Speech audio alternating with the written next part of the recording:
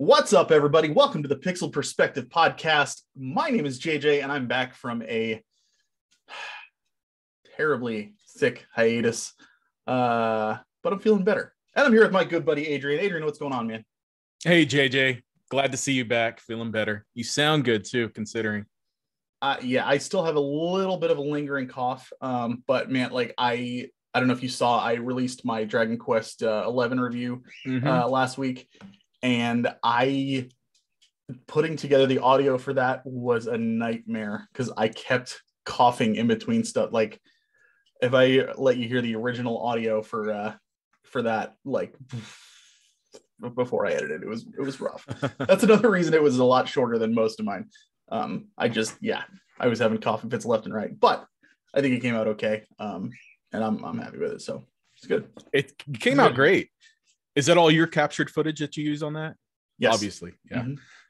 Yeah. I thought it came out really, really. I thought you would have a little bit negative to say, but you really didn't. So it was really good. It's legitimately one of the best RPGs I've ever played, hands down.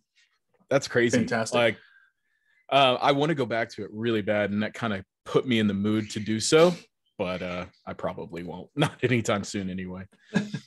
No, it's really fantastic. The footage I used, anybody who's played it will probably notice that it's pretty much all from early game stuff. Yeah. And I realized the more I played, the more like it was easy, the easier it got to accidentally spoil something. And so I didn't want to like do that. So I kind of just rolled with some of the stuff that looked pretty and, basic mechanics, that kind of thing that I could showcase at the beginning. Because I didn't want to ruin anything, because that is a game that you play through and it's just like, wow, like so many moments like that where you don't want it spoiled in advance. So I really, really enjoyed the hell out of it. There's points in that game, like I haven't reached any of those wow moments yet, apparently, because I guess we talked about it before where I stopped, and it's right after the tournament scene, and I really I don't remember anything significant or any big plot twists or anything like that up to that point. You really have to be into like it's one of those, it's the journey, not the destination. You really have to be into getting to know your characters and kind of like taking in the adventure, because it's every character has their moment in the spotlight, and those spotlights are just so bright and wonderful to see and experience. It's great. And obviously towards the beginning of the game, you're still getting to know these characters and becoming familiar with them. So it's not going to be as prevalent as it is later on in the experience. So it's just, it just really, really, because I got to know them so much. And good Lord, like when you finish the game and the credits roll, post game, which I also did because I got the platinum, post game is an entire game in and of itself. Like I said in the review, it could have been a full-fledged sequel. There's so much content afterwards. It's crazy. And then not just like, go do this side thing. It's like story content afterwards. It's just crazy. I'm not sure why they did it that way. I know in the past, the other Dragon Quest games, they've done similar stuff where they have like a dungeon or something like that at the end, but I've not seen this much stuff after the credits roll. So it was pretty impressive. How much of that is like DLC? Or do you know? I mean, I have the definitive edition, so I think it's all included. If there was any DLC, I'm not sure. I'm just curious. Like, I know some of it was released as DLC before they put out the definitive edition, so I'm not sure what. Yeah, I'm not sure. Counts as that. I don't know, but I definitely recommend it to anybody who is curious, whether you're a Dragon Quest fan or not. So yeah, good stuff. Where would you may have said this in the video, but where do you rank it on your Dragon Quests? Number one. Yeah, hands down. Yep. Yeah, I'm actually going to on my channel, somebody had said now you have to rank them since I've played every game of the series. Yeah, you do. Like, that's actually a pretty cool idea. So I'm going to make a video in the future where I rank all I guess it'd be 10 of them because obviously we don't have 10 out here. But yeah, I think it's a cool idea. That is a great idea. I've seen other channels do that, and it's always interesting to see like their perspectives and where they fit in amongst other people. And the main consensus that I usually see is I think it's 5 and 8 are like the top 2. Yeah. And they would 1, 5, and 8 would probably be my top 3 as well. Yeah. That's awesome. Well, show.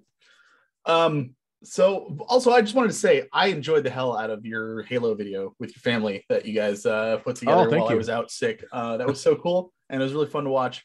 And it felt super nostalgic doing that. I think I said it in the video, but when Amy and I used to do videos for Jabcast, it was always a lot of fun. And we haven't done that in at least 2 years. So yeah, that was really quite a bit of fun doing that. So, and she got a kick out of it too. So. It is great. It is a really fun game. Multiplayer is completely free, even if you don't have Game Pass. So it's like, yeah, there's no reason not to try it. Exactly. It's a blast. Single player. I finished it and I was not crazy about it. I did. Oh, I'm loving it, man. So I thought the playing it and the gameplay is great, but there's 2 things. One, it begs for multiplayer, like co-op. That open world setting with co-op with like 4 people running around doing that would be amazing. It would be so much fun. And it's really unfortunate that's not there. I can forgive that.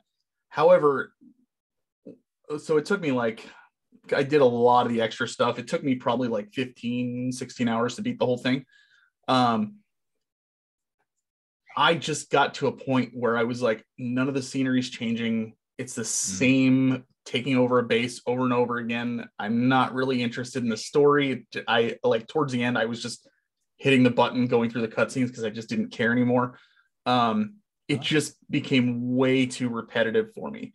Beginning, loved it. And again, that's why I think multiplayer is probably going to be the best way to go with this, because then you'll be laughing, joking with friends and coming up with ways to take on these objectives and all this stuff and everything. I think that'll be where it's wonderful. But just playing solo got so repetitive, and it just became a slog after a while. But it was a blast at first. I loved it. The initial wow factor was amazing. But I still recommend it for the multiplayer, quite frankly. So I would agree. I'm still, I guess, early on in the game, so all that repetitiveness hasn't sunk in for me yet. I do appreciate though having more focus on the story, and I think if I were to play this co-op first, I would skip the story altogether. Sure. And I'm actually kind of enjoying the story. It's got a lot of really powerful, emotional scenes, especially in the very beginning, and it's a little lighter on that as the world has opened up to me. Right. But honestly, it still feels fresh. I like the open worldness of it. It feels like the original Halo to me, like what the original Halo wanted to be. It had a lot of those open areas where you really could choose where you want to go. And this one does that to a much broader scale. Yeah. And I'm enjoying that aspect of it. Also, I like the boss fights. So far, I've done 2 boss fights. Yeah. And I don't recall like very many boss fights in a Halo game. So this feels pretty new. Like I just beat one of the elite guards or whatever, and he's wearing a cloaking device. So you have to use your radar to find him whenever you're shooting or trying to kill him. That was a lot of fun to me. It took me multiple tries to beat him, but that was fun. I like finding vehicles and blowing stuff away, but you're absolutely right. I think this game really needs co-op. And I think after I beat it and co-op opens up again, I'll definitely go back and play it again. For sure. I just want different environments. Give me like a volcano area, a desert, something but it's all just grassland and the like rocky smooth stuff, and that's it, which like I said, beginning eye-opening, like holy crap, there's so much to do, this is crazy. But then it's like it's the same thing over and over again. And, you know, it's not bad by any means. It's just repetitive. That's all. So a good open world game does add some variety to the environments. So I would agree with that. I know we've been kind of, we're bullshitting right now because we haven't had really much of a chance to talk. Because I've been sick and it's just been crazy. But now we're here, and so we're kind of just trying to play a little bit of catch up. So anybody that's like, okay, guys, moving along. What have you been playing, by the way, other than Halo, obviously? Oh man, a lot of things. And actually, a lot of the games that I've been playing pretty extensively right now are on my top games of the year list that we're going to talk about later. Yeah. So I think I'm going to save that. The only thing that's not on that list that I've been kind of playing is Pokemon Pearl or the new one. What is it? Brilliant Pearl. I don't remember. It's Shining Pearl and Brilliant Diamond, I think. Okay, Shining Pearl. That's a great remake. If you're into the Pokemon games, I actually am enjoying this more than Sword and Shield. I think I prefer the classic look versus the new 3D graphic style that they go with. It just feels a little less. I don't know the word I'm looking for. The Sword and Shield don't feel like a proper Pokemon in the game to me. It does and it doesn't. It just, the 3D world aspect of it is not great in my opinion, and also the story is really takes front seat in that game. Whereas I think the older games are a little less reliant on story. Yeah. And I don't typically care about a Pokemon story at all. It's always somebody's trying to steal Pokemon to take over the world or summon some legendary Pokemon. And it's just throwaway. Anytime you talk to an NPC in the world, they have really nothing to say. So you're just really talking to them to see if they give you something. Yeah. And I'm just skipping all the times. Like, that's not the draw for me for a Pokemon game. The draw is collecting and battling and building my team. That's the draw. So I think this new Pearl game handles that a little bit better than Sword and Shield did. What's your take on that? I know you're playing both or have played both. Yeah, I mean, I liked Sword and Shield as well. I thought it was great, and I quite frankly, I think what I really like about it is I prefer the top down. Don't get me wrong, I totally do, but I like having the social aspects in the Pokemon games. I'm not talking about like battling and trading. I'm talking about like seeing other people out there in the world. One of my favorite games in the series, Pokemon Black and White, they did this thing where if you're in an area, and I imagine it's not as prevalent now because there's not a lot of people playing it, but because it's an older game. But when you're in an area, you'll see at the top of your screen, this was on the DS, you'll see at the top of the screen everybody else who's playing, who's online, who's in that area as well. You won't see their character running around and stuff like that, but you can see who is in that area, catching stuff and just running around and whatnot. And it's kind of one of those things where you're playing alone, but at the same time, these. It's like as if you were in Discord while other people are playing the same game, but you're not necessarily playing together. Or seeing people on your friends list playing a game, but you're not necessarily playing together. And to me, I've always liked that, just knowing that other people are playing video games while I'm playing video games and we're all just having a blast. But you could like send stuff to other people. You could throw them buffs, that kind of thing. And I always thought that was a really cool feature. And Sword and Shield had where you could see people running around out on the field. And I love that social aspect. I love knowing that other people are going around collecting Pokemon, building their Pokedex, and just having a blast with this. I like Pearl as well. What I really like is the Underground, where again, you've got that online stuff where you can go and dig with other people and try to find stuff there. I haven't like I finished the main storyline and gotten through it all. But a friend of mine really wants to I think he's trying to collect every single one of them, and he's playing Diamond and I'm playing Pearl. So he's been hitting me up for some trades and stuff like that. So I'm having to stick with it just so I can help him collect and get his thing going, which I really, I'm fine with because I enjoy doing that stuff anyway. And plus he's going to trade me stuff, so I'll have more in my bank. But I don't know. I prefer the top down. I'm enjoying Pearl. I think overall, though, I had a better experience with Sword and Shield just because it had more social aspects. That's it. But as far as like the look and the feel and the gameplay, I do prefer the top down. So I go back and forth on those two. You could ask me tomorrow and I'll probably have a different opinion, to be honest with you. But I enjoyed both. I really didn't mind it. I mean, in the end, Pokemon games are really all the same, with little different quirks here and there. So right. I enjoy all of them. They're fun. Same. But I do like that it seems like more of my family are into Pokemon right now. They've been playing a lot of Pokemon Go, and they got me back into it. So I'm not as heavy into it, but my sister would text me, "Hey, send me a gift." So I have to go in there and send her a gift. I guess there's some kind of something going on right now on Pokemon Go. I don't really know, some kind of event. And but yeah, it's fun. My nephew called me the other day asking if I could get him a 3DS because he wants to go back and play all the older Pokemon games and transfer them into the newer Pokemon games.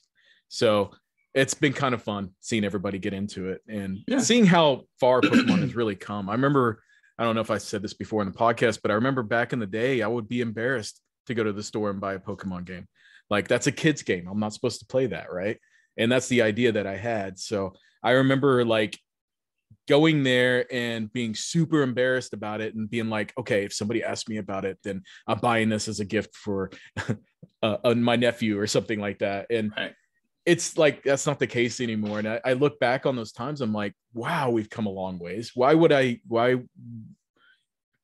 it frowned upon back then to play something that you enjoy? And even if it was considered a kid's game or whatever. And I'm so far past that.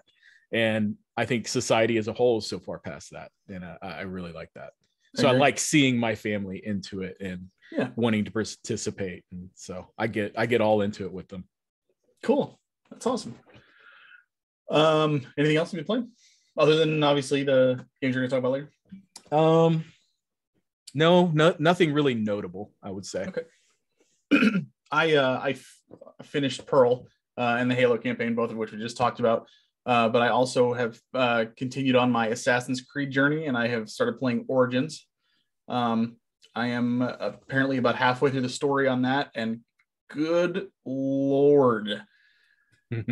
This is when the shift, those of you that don't know, or this might be your first time hearing, I typically, when I get into a series that I've not played before, I like to try and start from the very beginning. And so a few years ago, I started with the Assassin's Creed, the very first game.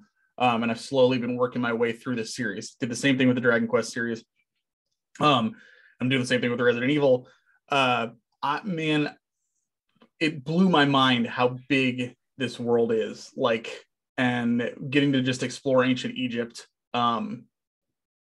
so freely is pretty eye-opening. And from what I understand, it only gets bigger with the next two games. I really am excited for Odyssey and Valhalla because those settings are just so fascinating to me. So this is I know that I could sink my teeth in and really spend tons of time with this, but I have so much other stuff to play, and the new year's coming, and I did my 20 games that I'm going to be beating in 2022. So I have to get a start on that because I've got some long games on there as well. Which I'm starting with Final Fantasy Tactics Advance, which anybody who's played that knows it's insanely long, and I'm sure I'm going to have to redo tons of battles. We'll see. I'm excited to play it, but man, it's we'll see how it goes. But I'm really enjoying AC Origins. It's fantastic. And then Final Fantasy 14 Endwalker, latest expansion came out, and it's hands down the best MMO I've ever played. No contest. Nothing even comes close. I'm seeing a lot of comments on Twitter about the story. Yeah. It's so good. This was the culmination of everything since day one. So all the expansions like tie in beautifully into this, and they wrap everything up in a nice bow. So after this, I don't know where they're going to go, but it's basically going to be like a brand new start for the entire world. So it'll be interesting to see what happens. It's just been a wild ride, and I love the game so much. It's so good. Yeah, that's one I would love to go back and try to play again. I just don't have the time to commit to it, and that's the reason I even gave up on it. But I do recall the storyline being pretty focal point, pretty prominent, I guess is the word, compared to other MMOs. I compare it like, because most people have play MMOs have played World of Warcraft. Right. World of Warcraft puts you in the role of like a person in that world, in Azeroth. You are just a character, and you are going through these quests, and you are kind of like watching the events unfold of this world. The world itself is basically the main character in World of Warcraft, and you are kind of like just along for the ride. And the story is great. The characters are wonderful, and you're more or less just a soldier kind of going through and doing your part. Whereas Final Fantasy 14 makes you the main character, makes you the person who is kind of spinning the web and like weaving everything together, and you're the glue that makes sure that the world doesn't fall apart, and you're if something big is going down, you're there because you are needed, not because you're just somebody who's a part of this event. It's because you are a massive part of the event. You are one of the key players. Your character's in all the cutscenes and everything, and it puts you front and center. If you like single player games and you prefer those, but you're curious about an MMO, Final Fantasy 14 is the way to go, hands down. Wow. Yeah. So, and they made it's so solo friendly too. So even if you don't have time to play with other people or don't want to play with other people, just to experience the story, you can still 100% go in there as a solo player and have a great time with it. So highly recommend it. I would love to go back and play that. If it didn't have a monthly fee attached to it, I think I would. But like, I can't justify paying a monthly fee for something that I don't know if I'm going to play all the time. I don't blame you. Yeah. And right now they've canceled sales and subscriptions anyway. So I heard that. What is there issues with the game or something? No, the game runs beautifully. It's just there's too many people wanting to play, so the queue times are astronomically long to log in. Yeah, that's crazy. It's just over popular. Are they creating more servers to combat that? Or are they hoping that it'll go down, or what? I honestly, I don't know. They're kind of like trickling out little info here and there. The problem is like with the chip shortage and everything, it's really hard to get the materials and everything they need to be able to do that stuff to address these issues. Yeah. So I kind of think that a big part of it, they're just waiting for people to kind of, once an expansion comes out, there's a boom always. And then eventually it tapers off because people are like, all right, I'm done with this. Now I got to wait for the next expansion. And so that I think they're kind of just waiting on that. So we'll see. But yeah, it's just, the game is just stupid popular right now. And that's why. So, that's good. I'm glad to hear that. Yep. Last I heard, I think there were 25 million accounts that had been made on there. And that's not active subscriptions, obviously, but that's like, that's still a ton of people who have tried it at one point or another. That really is for an MMO, Final Fantasy MMO. That is pretty insane. Yep. Well, you want to get into the given spirit? I do. Yeah. Do you want to do that at the end, or do you want to do it now? Do you want to do your top five first? Yeah, I think we could do that and then finish out with the gifts. Then that way be ended on a fun note. Yeah. We figured that since the main point of this episode was like us doing a gift exchange, we sent each other stuff. Kind of thought like for the audio listeners, that might be a little like hard, cool. I'm glad you got whatever I can't see. So we figured, hey, Adrian can also do, because he had mentioned the other day that he has his top 5 games list ready.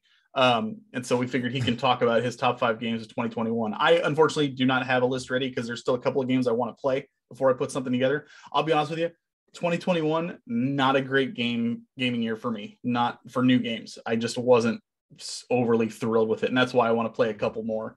I just wasn't, it was fine. So take it away. Okay. So we're not doing the back and forth. It's just me. Yeah. It's just you. All right. All right. Yeah, well, I don't have a list, unfortunately, not yet anyway. Okay. I want to make sure. I do have 3 honorable mentions here before I get in my list. So the first one is Forza Horizon 5, honorable mention. Honorable mention? Yeah. I love the game. It's a great game, but it doesn't feel like it feels like more of the same to me. I don't think it's drastically different from Forza Horizon 4. And that's the biggest reason why it's not on my top games list. But that, and by no means means it's a bad game. It's a great game, and I highly recommend it. I know JJ does. He's gushed about that game quite extensively.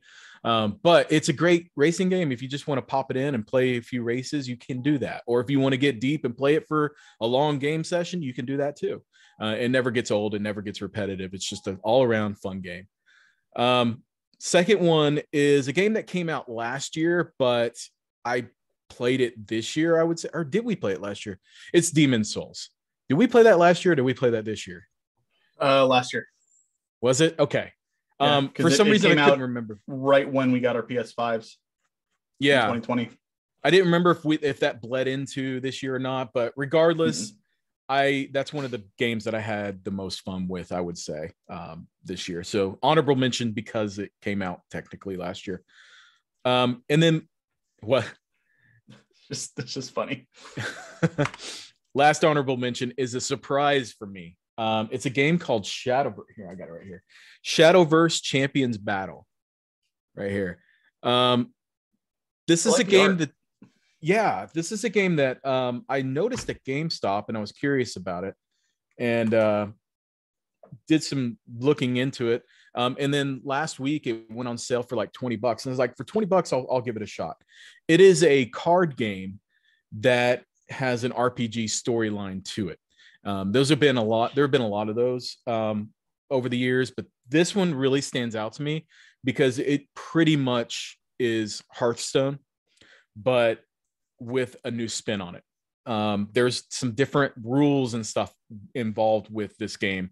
I love Hearthstone. It is an amazing card game that I used to play constantly. And I saw this and I was like, I would love to play some more Hearthstone, but I don't really want to play Hearthstone. This is it pretty much rips off a lot of aspects of Hearthstone. And it looks new, and it's a single player adventure where I can go through and collect cards, and I can play battles against other people on the game and win cards from them. Or if I want to go online and play, I can do that as well. So it just seems like a really great game. And honestly, I just started this game yesterday and I've already put in several hours into it, and I cannot get enough of the card battle system. Like, I got through all the dialogue and everything, introducing the story and the characters and stuff. And then they open it up and you start battling people. And like, I finish a battle and I'm ready to go find the next. Like, I don't even want to progress the story yet. I want to keep battling. It's just how do you get fun. New cards though? So you get cards when you win a battle. You get 3 cards from that person that you just battled against. Okay. And then you can find cards out in the wild, like as treasure chests, basically. And then you can also purchase new cards in the store, and you can also purchase card packs in the store that have like 7 cards or something that you open up at random. So it's got all the aspects of a card battling system that you love, from like Hearthstone or even just regular card games. But having that single player story aspect thrown into it really puts it a step above for me. Also, the artwork that they put on these cards is incredible. Like, really, really, really nice. Comparable to something like Hearthstone or Magic the Gathering or something, that style of artwork. And it also has, like, you can evolve your cards. So at a certain point in the game, you can play a card and then evolve it to make it stronger. And that's another way that they change the Hearthstone formula to make it fresh and new. Highly, highly suggest anybody play this game if you are a fan of Hearthstone in general. Nice. I think you'll really like it. But yeah, those are my honorable mentions. For my top 5, I'll just kind of go through these a little bit quickly. A lot of these we've talked about on the show, but my number 1 is Metroid Dread. And we talked extensively about Metroid Dread. Going in reverse order? What are you doing? Oh, you're spoiling it. Oh my God. My game of the year. Now let's talk about what's worse. Actually, these are in no particular order, so I don't really God. know. Good Lord. I don't really know like what I would choose as my game of the year. Unbelievable. Go on with the chlorophyll. Well, yeah, well, Metroid Dread, I guess. I'm sorry, Metroid Dread would probably. You were gonna do it. I didn't mean to derail you. I'm sorry. Metroid Dread would be my game of the year, I would say. Yeah. It's a great game that harkens back to the old formula of Metroid games, and I love that style of gameplay, the exploration, the gaining new abilities to go back and retread old places and open new doors and things like that. That loop really is a gameplay aspect that I love quite a bit. Had a ton of fun with that. This is one of those games that I beat like within a week after getting it. So that's how you know a game is good. If I can sit through and play it consistently daily until I finish it. Right. That's a great game for me. Number 2 for me, number 4 for me. No, I don't know. Number just 2 is how you're going to do it. It's fine. It's fine. Shin Megami Tensei 5. And I hate saying that name. Every time I say that name, everybody asks me, what are you playing right now? I'll say Shin Megami Tensei 5. What? Or they'll start laughing. What? Think I'm joking with them because it's such a long name that means nothing in English. Like to anybody hearing that. But I am so in love with this game. It's basically Persona. So the combat system of like a Persona game with the same like weakness structure that those games have, where you use different, each enemy has a strength and a weakness, and you have to play your attacks according to those strengths and the weaknesses. And you have to plan your team that way too. Like if you come up to a boss battle that's just beating you, you need to reassemble a team that is strong against his attacks and your attacks are strong against his weaknesses. So I don't know. There's a lot of planning in a game like this. And a lot of grinding, but the battle system is so fun that the grinding really doesn't feel cumbersome or like a chore. And I just enjoy going out and you have the option to talk to the demons that you battle against and recruit them to your team. And you may not always recruit them. It's a lot like Pokemon in that. So you'll throw out a Pokeball, you may not get it, it may run away, but if you get it, it registers it to your index or whatever. And then you can go into this shadow world and you can combine 2 different demons to create a whole new demon. And that's the draw for me is finding these demons, collecting them, figuring out what their strengths and weaknesses are, what their attacks are, watching them in battle, because each one of them has awesome battle animations that are unique and fun. And then you find the demons that you like the most and you stick with those. And then it's always like, go ahead. So how is it different from Persona? Like, is it just there's no high school social aspect and that's it? Because that all sounds exactly like Persona. It's a lot like Persona. Yeah. There's no social aspect of it at all. There is a storyline there. I feel like the storyline is definitely lighter than a Persona game. And it's really focused on the battle system and the collecting of demons. That's really the focus. And that works for me. Like, I don't really need more than that. I just want to go out and collect. And you're opening up the world and exploring, and there's like these big bosses that send out a big pink aura on the map, and you have to defeat these bosses to gain access to an area, or at least see what items are in this area that you can go pick up. And it's just that exploration. So it's got a really high sense of exploration there too. Sure. It's very open world. Persona games there's exploration there, but it's like a linear exploration, I guess. Like you're in a room or on a floor or something, yeah, and you have to explore different rooms and stuff, and then you go to the next floor. It's all the same type of stuff. This feels like more of an open. It's not open world, but it feels a lot more open than a Persona game with their exploration. That's cool. And you could talk to other demons and stuff. There's not really any, at least as far as I'm in the game, there's not really any extra like human characters that you find and talk to and flesh out the story. I'm curious to see where it goes, because I'm about 15 hours in and I'm still in the first area of the game. There's just so much to do. And I'm like a completionist with this. I have to go find every item. There's these little guys that you have to find that give you currency that you need to buy different spells and abilities.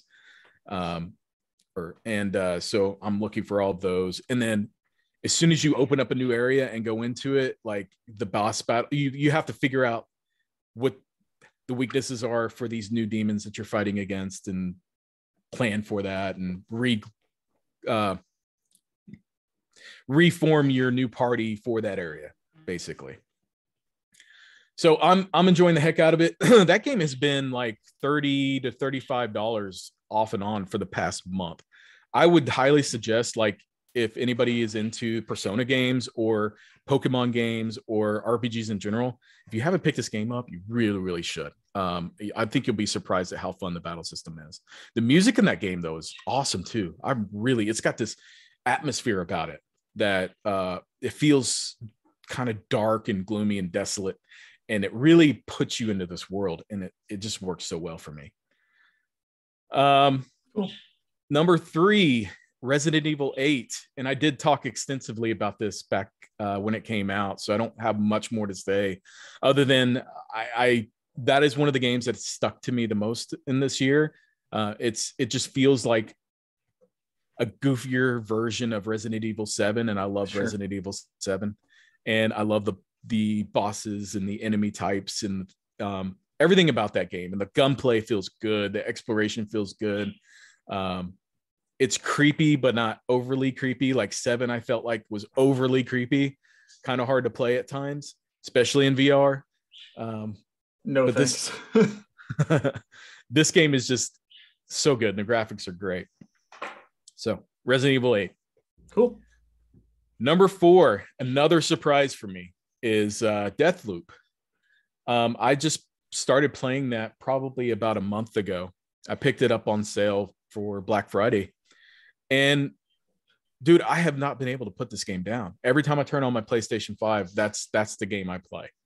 I'm pretty far into it at this point. I think I'm very close to beating it. But I'm just enjoying the rinse and repeat type gameplay that it has. Just to kind of explain what this game is, because it's a first-person shooter. It's set in the 1960s, and it's got these 60s aesthetics about it and everything. And you play as a guy who is basically living through Groundhog Day. He wakes up every day and repeats the same day again. The goal of the game is to plot out. You need to kill these people who are controlling this loop that he is stuck in. He's not the only one stuck in the loop. Everybody on this island is stuck in this loop.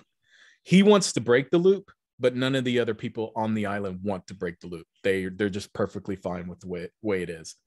The problem is, if you die, and this applies to everybody on the island, if you die, you just wake up the next morning, restarting that day again. So it's just repeating the same thing over and over and over again, but everybody's aware of it. It's kind of weird. So you have to take out some of these main characters. They're basically like bosses, but they're not always easily accessible. So you play through these different areas and attain clues and passcodes and things like that to help you know when the best time is to take out one of these boss characters. And then once you kill that boss character, then you had to move on to the next, and you could pick any path that you want to take. And there's 4 main areas that you go into, and there's different parts of these 4 main areas that unlock as you play through them. So every time that you start a new game, start a new day, you retain the things that you learn from the previous day or previous days, and that helps you to progress. You also collect different guns and accessories and things like that you need, that you will lose if you start the next day, unless you lock them in using this in-game currency. And so it's kind of fun, and it's like a rogue type gameplay. And I'm a big fan of rogue types. And this is like a first-person shooter rogue type with a really cool story, really cool environments, and I don't know, like everything about this game is just really clicking with me. And I don't know how to explain it other than to give it a shot and see if it's something that works for you. I would say though, the game didn't really start clicking with me until about 2 hours in, because the first couple hours you're learning it and it's confusing to understand what's going on. But as you progress, you learn more and more, and it becomes easier, and you kind of understand what you're doing. Yeah, I love it. I did not expect to like that game. I got it because it was like $20, and I was like, I'll try it for $20. I ended up good things.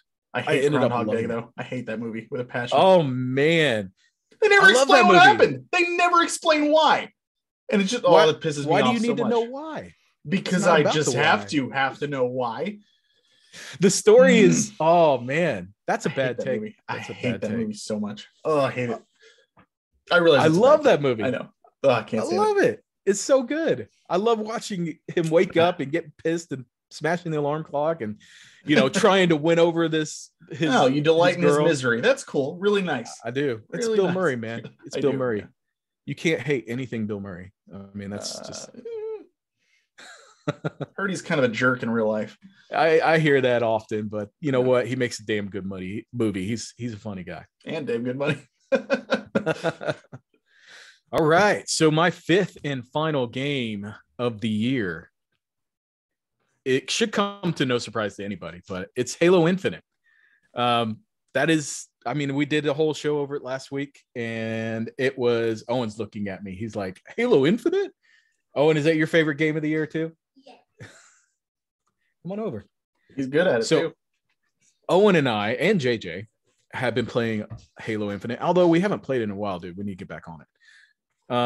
Doggone it. That's right.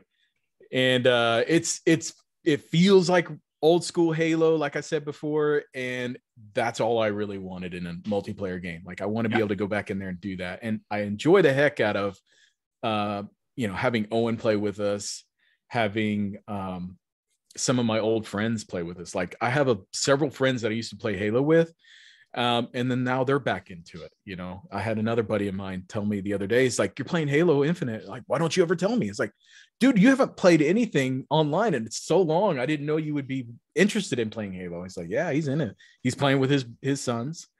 And yeah, it's great, man. So we really need to get together and play that again. I miss it.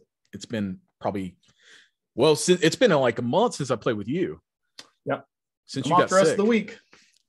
Well, let's do it. I'm all for it. All right, then let's do it. All right. I cannot wait for more Halo.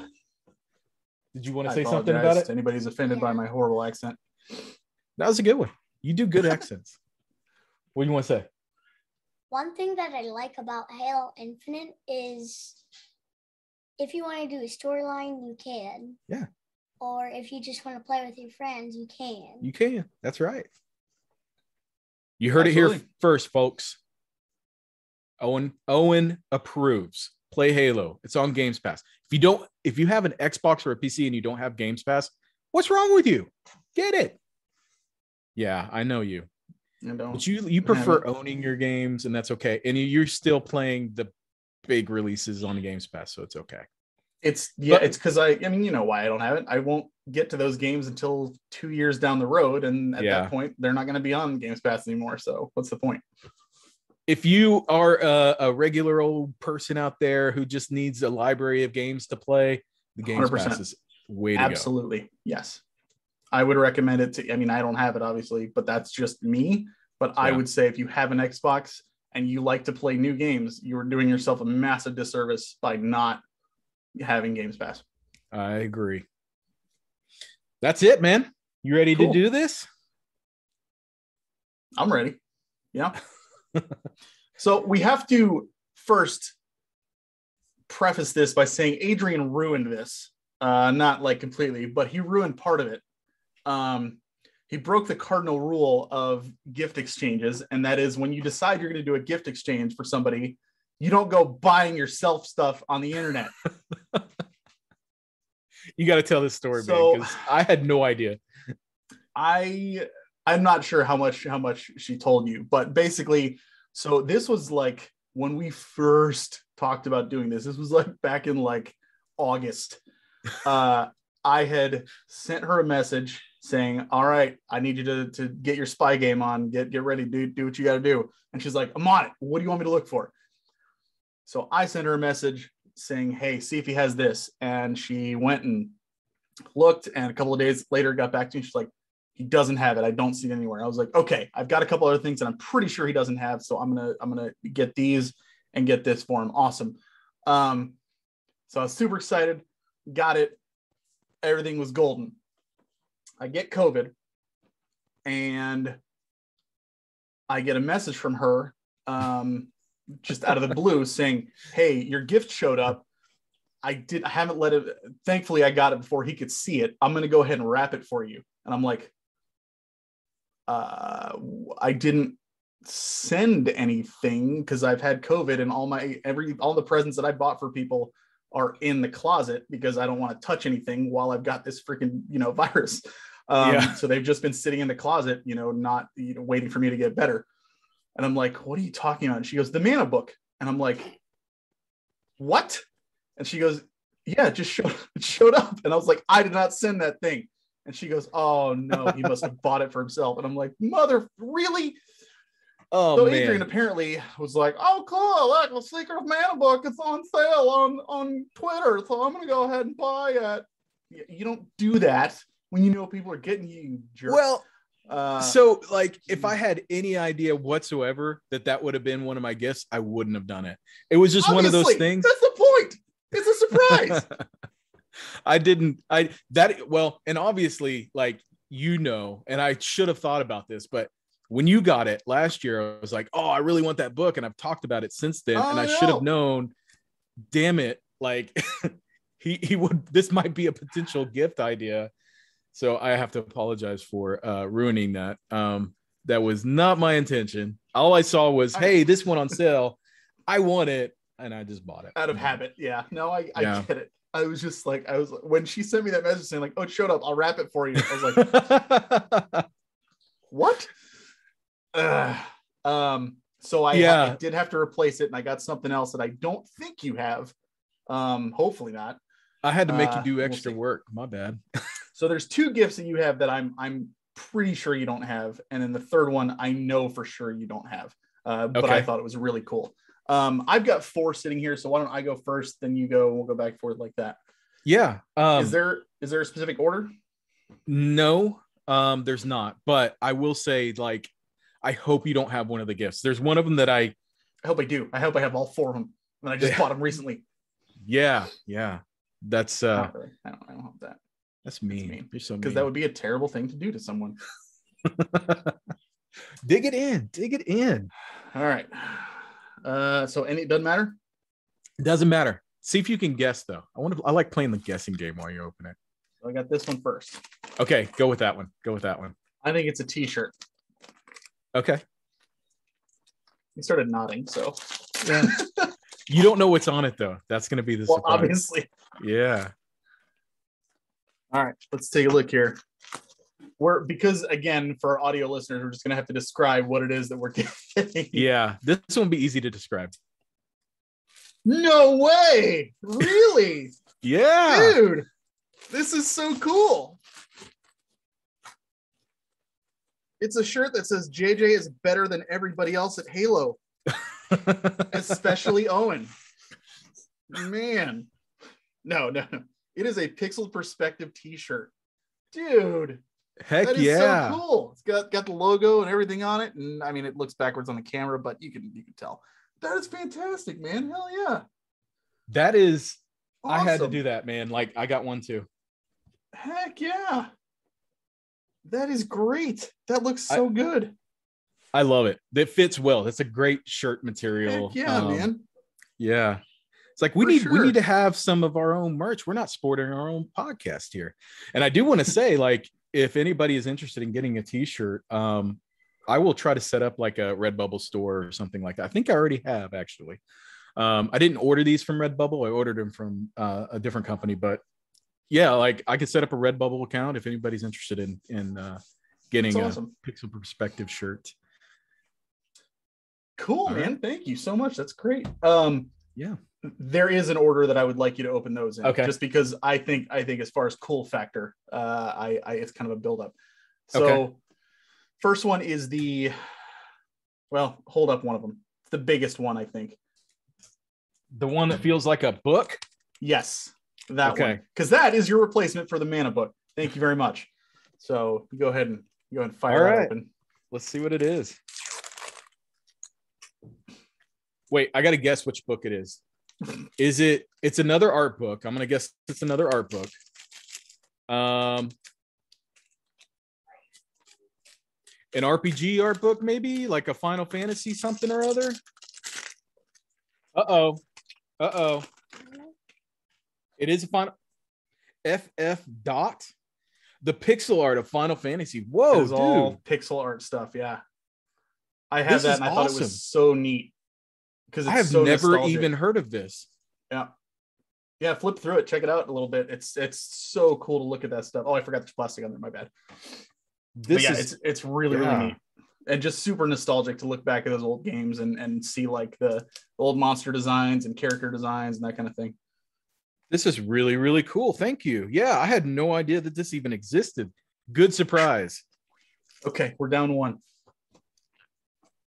I gotta open this plastic and just flip through it just a little bit.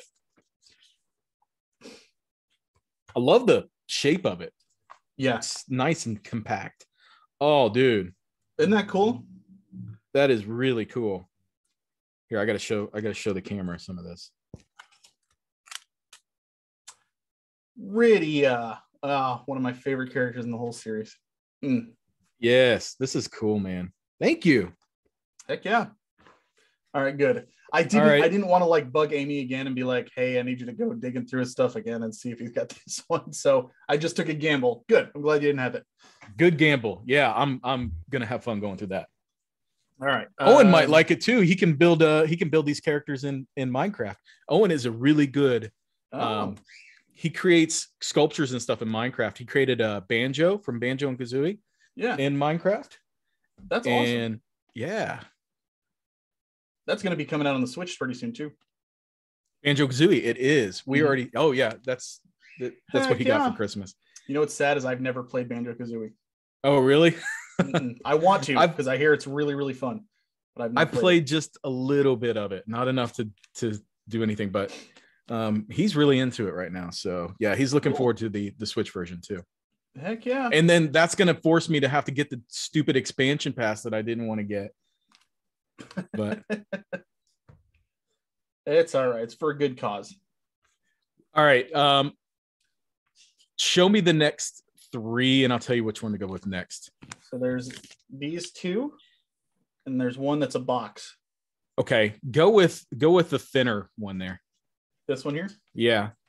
Okay. I'm going to do the build up with you as well. It feels like either you found your Nintendo powers. No, I didn't. Oh man. Or it's a strategy guide of some sort. Because it feels like a strategy guide book magazine type thing. It does. For what though? God, I have no idea. Trying to think. I'm thinking either Resident Evil or Dark Souls. You just have to open it and find out. Oh, man, I've had my eye on this. Oh, really? Oh, my God. I absolutely have for a long time. Dude, this is great. No, I swear to God, like I don't have this and I have been eyeballing it for so long. Awesome. I just haven't pulled the trigger on it. Oh, I should probably tell people what it is. Yeah. So I'm just going to gush about what it is. It is the Legend of Zelda: A Link to the Past, but it's like a comic book manga kind of thing. Yeah. It is, oh man, I have seen this on Amazon so many times and wanted it. It's just all Zelda type stuff. And man, this is so cool. Link to the Past is my favorite game in the series. This is going to be so fun to read, and it's so gorgeous. Dude, this is great. No, I would not have guessed this. This is awesome. Thank you so much. Yeah, no problem, man. I'm glad you like that. I wanted to get one for myself too. I probably will. I did flip through it before I wrapped it up, and yeah, it's cool. I love that old, it's so cool style artwork. That's great. Hell yeah. I swear to God, like I've been eyeballing that for so long, and I just haven't pulled the trigger on it. That's great. Heck yeah, man. I'm glad I nailed one. Nailed it. Okay, so next one is not the smallest one. This one. Yep. That one. Yep. The soft one. All right. It's protected. Well, actually, that's why it's soft. Uh-oh. What do you think, Owen? And I'm again not 100% sure if you have this. You might. I have. Just in case. Honestly don't have any guesses on this. It feels weird. Oh, no way. Dude, this is awesome. You have it? Okay. No, I don't. Whew. It's Mother 3. Yeah. And is this a yes. It's the fan card? translated one, the repro. But I love the case and everything that it comes with. It's gorgeous. Oh my gosh. This is incredible. Yeah, this is awesome. Yeah, I have that too. I want to play it at some point. Thank you. Yeah, man, this is really cool. I would have never guessed this. This is definitely something I would want to have in my collection too. And I do now, officially. Heck yeah. Thank you. It's gone up in price a little bit from when I first bought my copy a while ago. But yeah. I mean, I still was like, it's more than reasonable for what it was. So I went ahead and I was like, I don't think he has this. And I snagged it. This is the first repro cart that I have. And I really? wouldn't, yeah. And it makes sense to me to buy repros like for games that didn't release here with the fan translations and everything. Exactly. Yep. That is awesome. That is so cool. Oh yeah, dude, I'm stoked about this. I really am. That's so cool. Cool. Gonna be playing this later for sure. Thank you. Can I say absolutely something? Go ahead. Owen wants to say something real quick. Yeah. It's two things, but they're both really quick. Okay, so the comic Legends of Zelda book kind of reminds me of Katie's little art book thing. Katie got a Legend of Zelda book too. Yeah. Oh, cool.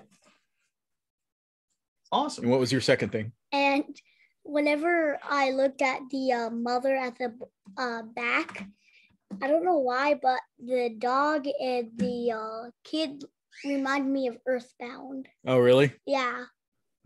It is Earthbound, basically. It's the next game in the series. Yep. So you hit the nail on the head. You did. Can you tell? Yeah. Him. This game never came out here. It only released in Japan. And then somebody put a English translation on it and then put it on a Game Boy Advance cart and released it here. Pretty cool, huh? Yeah. Yeah. And I think they did a fantastic job with the box too. The box art looks really nice. Like, it looks authentic. Yep. I'm impressed with that for sure. I love it. I have that one as well. Okay, go with the bigger one, not the fatter one, the thinner one of the two that you're holding. Yes, that one. This one. Okay. And actually, this is more of a bonus gift. This is something that I already had that I wrapped up that I feel like you would appreciate more than me. So, okay. It's a bonus. It's not part of the initial gifts that I got you. Okay. Let's check it out. I have no idea what it would be, by the way.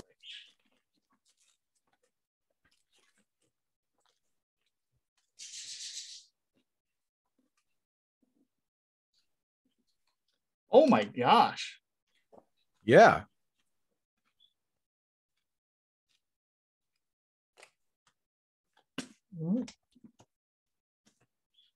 I didn't even know this was a thing. I know. I didn't think you would have that one. That I've never seen that before. Oh my gosh. How old is this? It's from the original release. Wow. What it is, for the listeners, it is Final Fantasy III strategy guide for forbidden game secrets. And it's massive, like huge book. No pictures though, unfortunately. I mean, there's a few, but it's all black and white.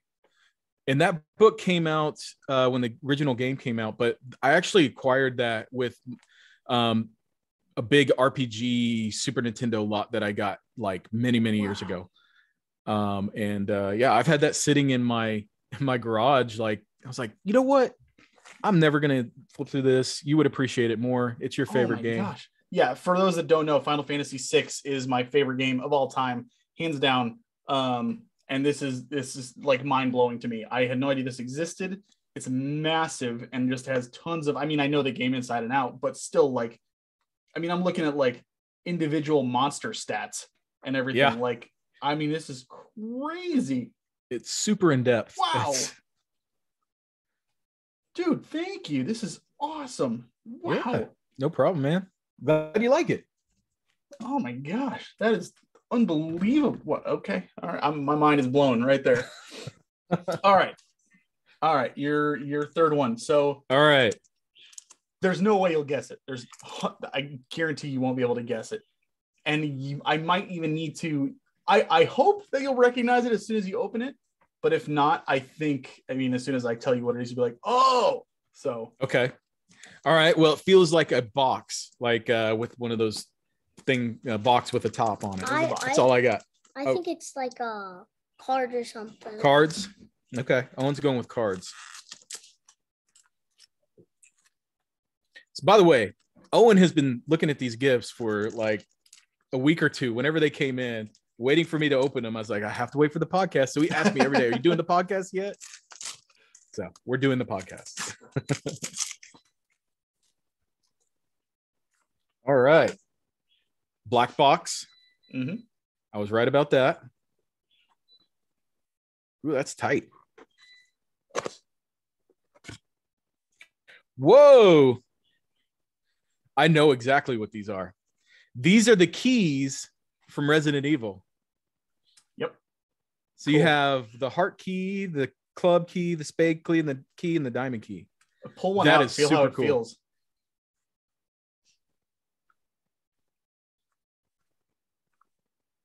Oh, wow. It's like they've actually got some weight to them and stuff. Yeah. It's got like enamel something or other, or colored enamel in the middle of them. You know what's funny? When I opened it, my initial thought was Kingdom Hearts. I was like, no, this isn't Kingdom Hearts. That's what I did. Owen thought Kingdom Hearts too, didn't you? But then I got to think, I was like, no, wait, these are the Resident Evil keys. These are awesome, man. Thank you. Heck yeah. I thought those were so cool. And then when I got them, I was like, cool. I actually, like, my initial plan was to order them, and then I wanted to just make sure they weren't like super cheaply made or something like that. But then when they came in, I was really impressed with like the quality of them. So I was like, okay, good. These don't suck. So, but I thought they were really, really cool. I love it. They even have their own specific key shape too. So it's not all the same key. Yep. Yeah. That's cool. Yes, this is going on my Resident Evil shelf. Thank you very much, man. I love this. For sure. Absolutely. All right, last one. Dude, you did good. You did good. That's awesome. I love this. There it is. This is the one where I'm really hoping you don't have it, but it's also I don't think you do. So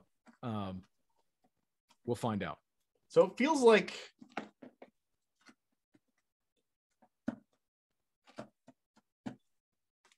there's like some plastic or something in there, like in a box, like an action figure would have or something. That's what shrug. All right, let's see. No hints. It is a box. I was right. It is. I will give you one hint. It is related to one of the other gifts. Interesting. Okay.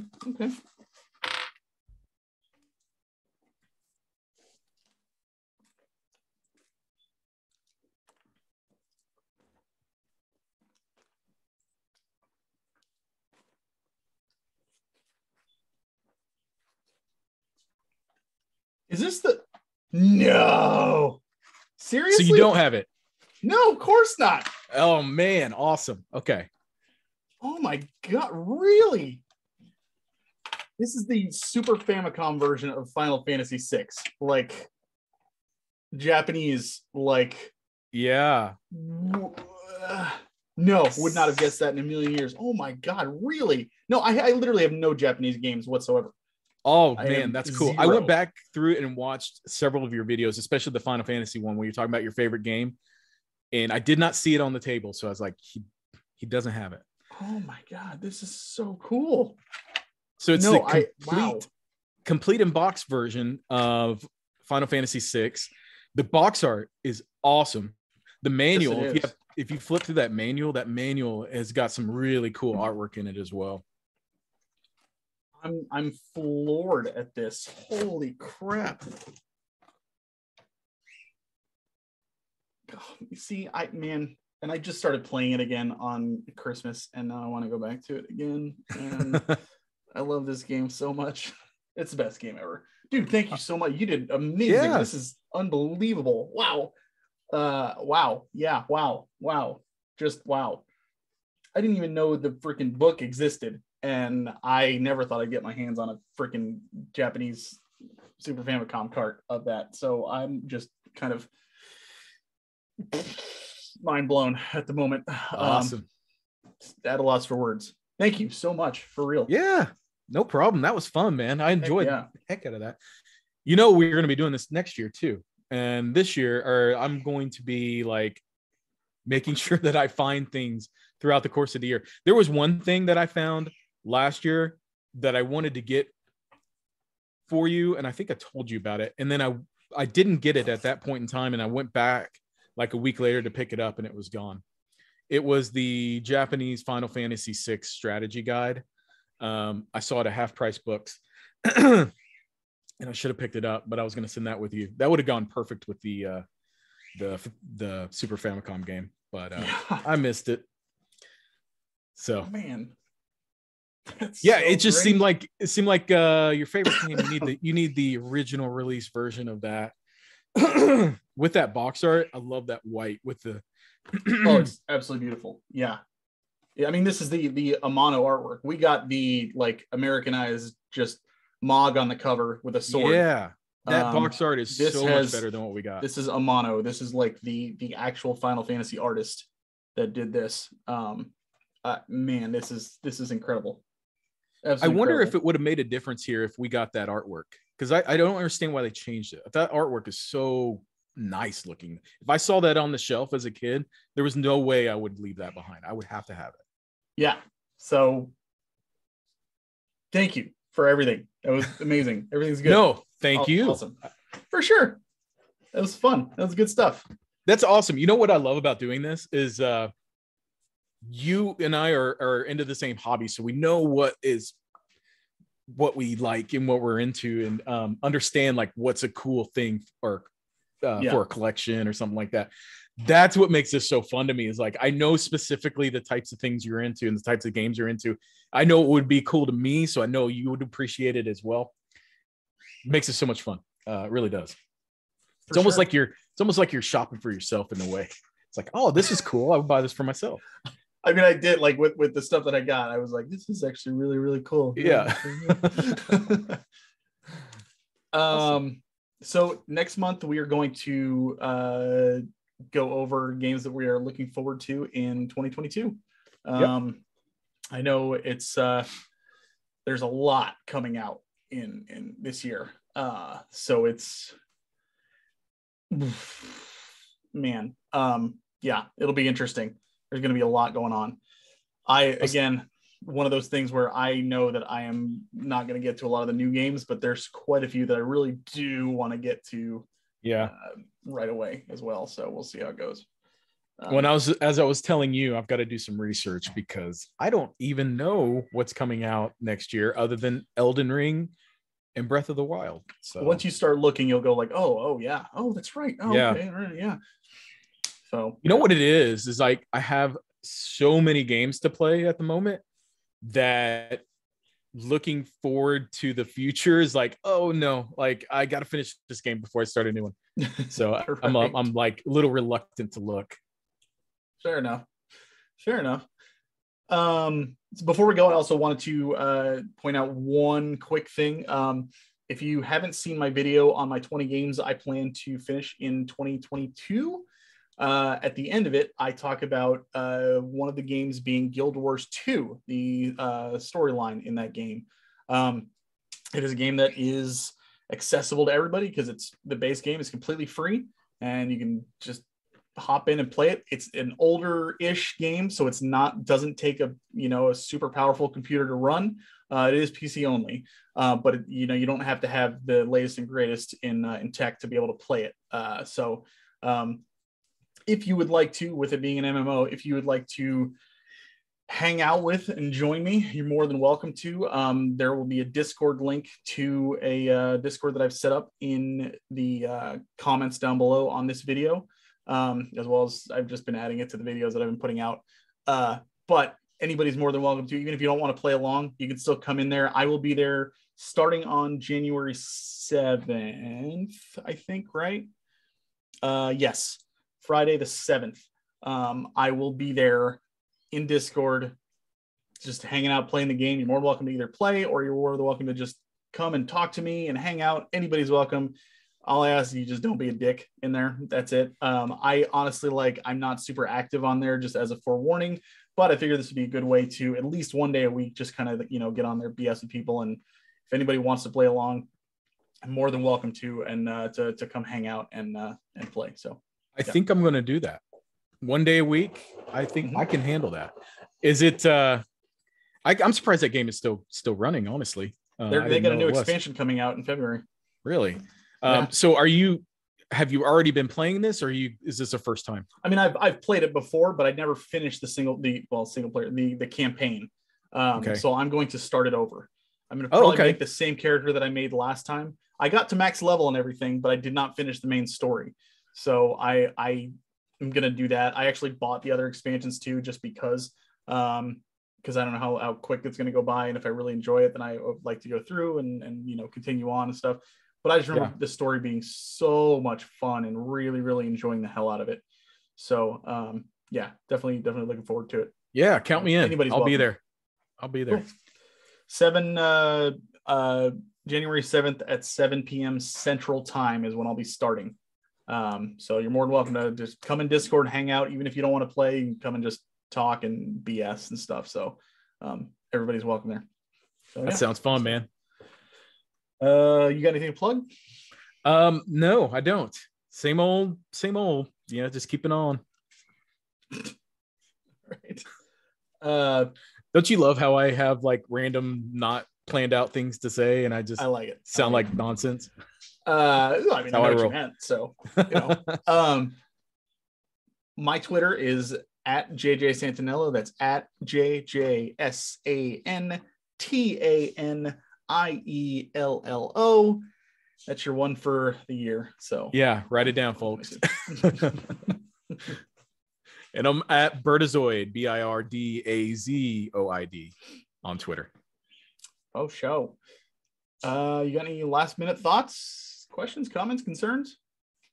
Well, happy holidays, Merry Christmas, Happy New Year, all of that stuff that we're a little bit late on. I think we planned on doing this before Christmas, but JJ had to go and get sick. So that's why it's late. What really sucks is I had to miss Thanksgiving because that's when I got it.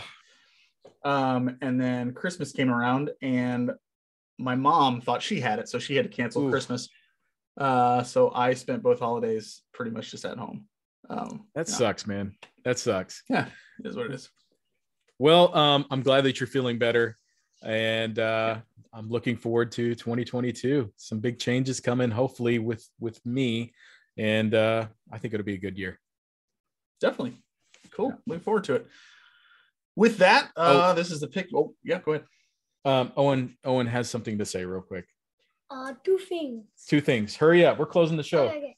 So, it's been really fun coming on here. And now that I have my own Google account, I'm definitely going to subscribe. That's one thing. Fantastic. Yeah, it's really fun being on here. Thanks, buddy. It's good to have you. And I also got a skateboard for Christmas. I love riding on That this. is really cool looking too. Wow. That is awesome. Oh gosh. So there you have it. We have our youngest fan here who will be subscribing to us because he has his own Google account now. Right here. Wait, can I still curse? You can. He's used to it. Making sure. He's used to it. Just making sure. Yeah. We have light filters in this house. Yeah. Fair enough. All right. Well, with that, this is the Pixel Perspective and Owen signing off. Thank you once again for watching, listening, however you choose to satiate your podcast needs with us. We appreciate you hanging out. And like I said, hop into Discord to hang out with us Friday the 7th and Fridays throughout the year, unless something changes, we'll let you know. But yeah, happy to have anybody who wants to just hang out and do it. So Adrian, what should they do? Keep on gaming.